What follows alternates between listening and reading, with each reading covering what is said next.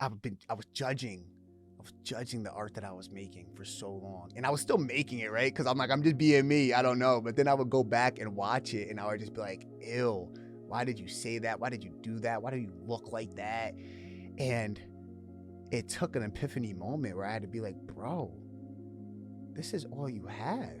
Like, you're being yourself. If you're judging yourself in your rawest and rarest form, then man, I don't, I would hope that you pick up a pen and journal and ask yourself, do you love yourself? Because our story is the only thing that we have. It is the thing that defines us. And when you lean into that and you choose to embrace that story, that is where all these creative identity ideas come from. I almost look at my story as a path.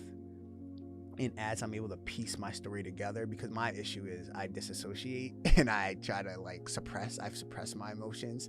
And so I only have bits and parts of my story. And so I'm actually in therapy right now. I'm actually looking for a new therapist. I'm looking for a trauma therapist.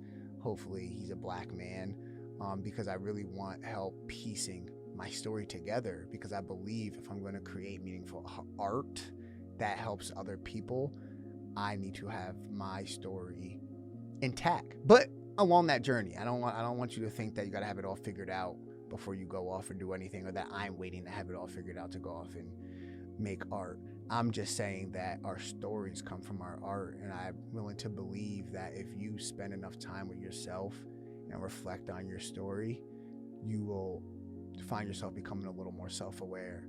And then once you are a little bit more aware of who you are and why you are this way, it creates like a golden path towards your dreams, because you realize that you have everything you need in here. Like, you got everything you need through your story.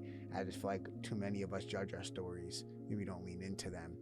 And that is part of what stunts our growth.